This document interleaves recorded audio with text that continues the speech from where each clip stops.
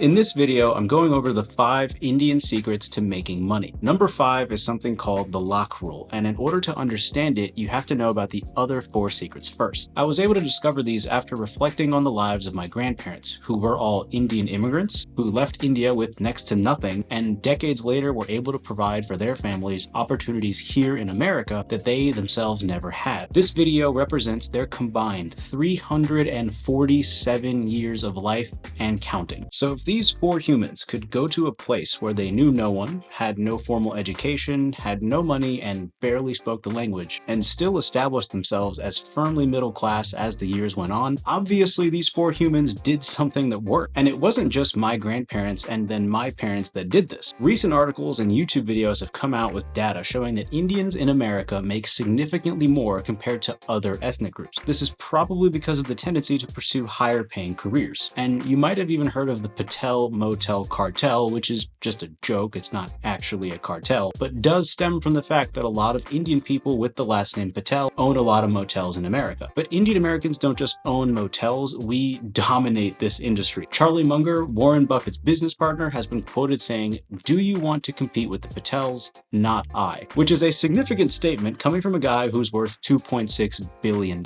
So as someone who is a descendant of 4 Indian immigrants who grew up in an Indian household and literally lived in a motel at one point like so many other Indian families, let me walk you through the 5 Indian secrets to making money. The first secret is understanding where the opportunity is. Indian people are deeply religious, very traditional, and culturally there is an emphasis on the group or the community rather than the individual. So for my grandparents to leave their communities and go somewhere else, well, this was a big deal. But decades ago, when they were coming of age, America was the land of opportunity. And in their circumstances, being from the villages of India, the opportunity to level up economically just wasn't possible where they were. So they had to find where the opportunity was. Which leads us to our second secret of being willing to do what is required. So my grandparents were not formally educated. They weren't doctors or lawyers or had experience in any other highly sought after careers. If they did, they probably wouldn't have left India. They didn't have specific backgrounds that America was looking for at the time, so they couldn't directly immigrate. Instead, they had to go to England on my mom's side and Panama on my dad's side, which at the time were easier for immigrants to get to and find jobs. A few years went by where they worked, invested in businesses in those countries, had children, raised them, and then eventually, when they felt the time was right and were allowed by the US, took the whole family, immigrated again to America to start the process all over again, which is far from ideal, but what was necessary. And this leads us to the third secret. They were willing to learn and learn the hard way. Here's something you can do right now. Check your Google search history. Every single search represents a question that you had, and you were basically able to get an answer immediately. Back in my grandparents' day, there was no internet and no Google, so you just had to figure it out. And it basically meant everything. How to enroll your kids into schools, how to buy a business, how to fix toilets, how to advertise your business's working toilets, literally everything. And did I mention English wasn't their first language? Now, to be fair, they really didn't have a choice, again, stemming from the fact that they had no formal education. So their plan was to work when and where they could, save their money, buy a business, and figure it out from there. Now, you don't dominate the hospitality industry by yourself, which leads us to secret number 4. They kept things close. So what happened was that when one person left the village in India, got established somewhere else, and found success, they didn't just stay isolated. My grandparents, like other Indian immigrants, brought their families and friends over as well. And they didn't just let them fend for themselves. They helped them find jobs, in some cases gave them jobs in their own businesses, and even lived under the same roof until they could establish their own businesses. And eventually this led to the development of an entire community. They were all connected in every aspect of their life, from being good friends and blood relatives to being roommates and business partners. They all knew that the success of the group was only going to help everyone in that group be more successful. And the last and most important secret is something I call the lock rule. This is a play on words. A lakh in the Indian numbering system is the equivalent to 100,000, but the word lack in American English means to not have something. So the rule that I'm proposing simply states that when you get money, you use it to buffer yourself from the things that you lacked in the past and you never want to lack again. Generally speaking, my grandparents came from a place where they lacked a few things. They lacked the opportunity to make money, and when they did get a rare opportunity, they probably weren't paid that much, so they lacked money in general. On the even more rare occasion where they were able to make more money than usual, they lacked the ability to save it. because they could never make more to overcome their cost of living, even with their simple lifestyle. And they lacked decent living conditions. I'll spare you the details, but anyone that's been to Gam, which means village, a few decades ago knows what I mean. And of course, they lacked a formal education. My grandparents, probably like yours, came from humble beginnings, worked hard, and did basically everything they could do for their children and their grandchildren. When they did acquire money, it was generally put into 6 places. In no particular order, the first place was cash, to be used for emergencies and daily needs. Next was gold, which has cultural significance and could always be sold for cash in case of hardship. Next was investments in businesses that generated more cash flow and provided opportunities for other people they knew to help establish themselves. A little later on, it was traditional homes that they and their children and grandchildren could all live under one roof together in.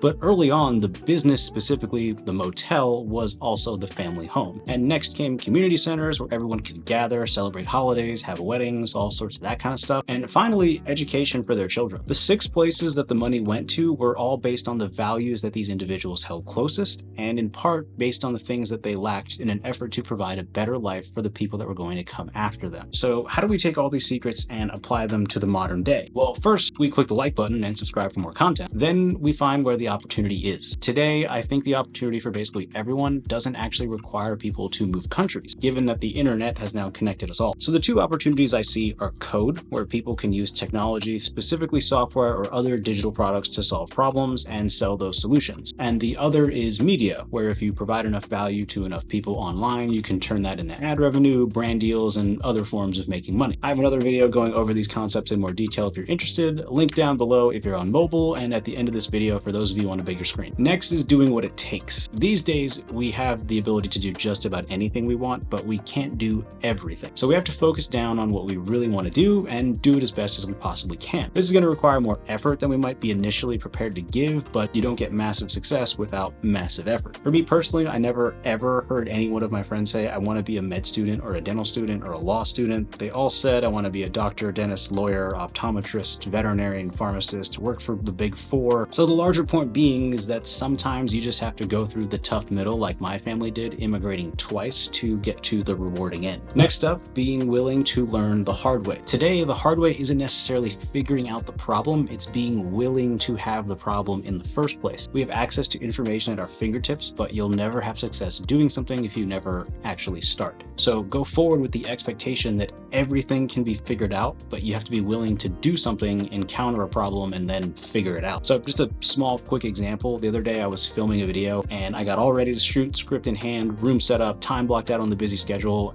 and I had a dead battery on my camera. So I charged it up, realized I didn't have enough time to film afterwards, and I did it again on a totally different day. So it was a little annoying, but now the first thing I do before I start shooting is charge the camera. So lesson learned. And that whole situation is very small in comparison to running a motel with no previous motel experience back in the day. Next up, when you find someone that can help you grow, develop, keep you on track, encourage you to do and be better, hold on to them. When you find someone that you trust, that does a good job, you latch onto them and bring them with you on the climb up the success mountain. As we get older, we just naturally lose touch with people, and that's perfectly okay, but there are a few people that have a profound effect on your overall life. So it's important to recognize those people and always make the effort to keep them around, including literally helping them immigrate from another country. And finally, knowing exactly why you're doing something is going to help you do the right things to get the right results. Doing something that just makes you more money is one thing, but doing something that provides you with a stable source of income, the ability to feed your family, provide an education for them, and develop a community, and the ability to leave something behind is going to lead you down 2 completely different paths. So as much as this video was the 5 Indian secrets to making money, this was also a reflection on the lives of 4 people who have done so much for me and my entire family and other families as well. So now, after really thinking about it, I didn't touch on a lot of the other intangible things that absolutely factors into this one group of people's economic success in this country.